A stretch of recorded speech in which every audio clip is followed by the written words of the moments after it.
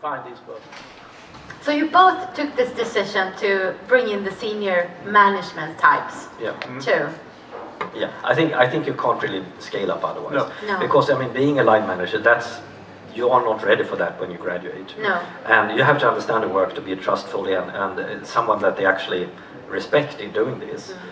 Same with, I mean, operations, production and procurement. That would be disaster setting somebody newly examined for this. I mean, there's so much values at stake here. So clearly. And did they challenge you? And I mean, if you're you were the founder. Well, it depends on what you mean. I mean, if I would say something stupid, of course they would correct me and say, no, it doesn't. It's not going to work that way, of course. I mean, but that's why I hired them. I mean, if they wouldn't challenge me, I wouldn't hire them. I mean, they had to be a strong-minded person. And I think that goes into recruiting. I mean, you have to recruit the best, even those that, are smarter than you in some ways, or in all ways if you're lucky, actually. If you're lucky. You're unlucky that you are not it, but you're lucky that you can get them. Yeah. Yeah, and you. I have Nils Rudbeck, the same guy, and he's really my mentor in my professional life. He always said you should have one who's playing Piccolo flute, because someone that's not exactly like you, who say the opposite thing, to force you to think, to argue, to really see that you're doing the right thing. But you should not have more than one Piccolo flute. Okay, and his name was Paul Dent, who was the really famous inventor, and I think he had 400 patents. But he suggested to me that I should write all the software in assembler, also for GSM phones, but I said no to that. No, but I think it's a good point. I mean, because usually the ones I first employ if I have a company is a project leader to structure plans and structure timelines. And I mean, that person has to say no to a lot of things. Yes. It has to be and challenge everything. Without that, I don't feel safe in what I believe. I feel safe when somebody says no and have done a definite calculation. So it's also a safety check for me, knowing that somebody didn't agree. It's about responsibility too. It's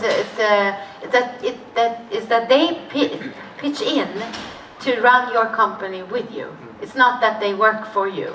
No, of course not. No, of course. How do you make them feel I can't that stand way? people that wouldn't say the truth if they know better. I mean, I would fire them for that reason. I mean, that's ridiculous. Yeah. I can tell a story. In the 90s, I worked in the United States for building up the Ericsson Design Center in North Carolina, Raleigh, and Ericsson bought General Electric's Design Center. That was 20-ish people, and then we hired. So when I left, it was 350. But the main thing with these guys that were they have been round over the General Electric's very tough management.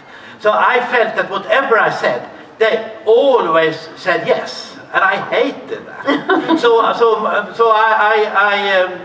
invented a caps. On one side it was brainstorm, on the other was promise. So I gave it to everyone, and I said, most of the time I'm in brainstorm mode, and then I want you to challenge what I say. You give better ideas, but of course sometimes I want to know when they will be ready. But then I changed my hat to promise, and then it worked perfect. and the punchline to this story is 15 years later, when I was CTO for Sony Ericsson.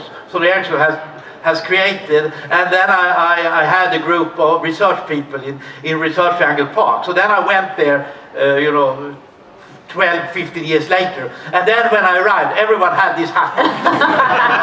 So they remember me for one thing. That's a success. Yeah, that's a success.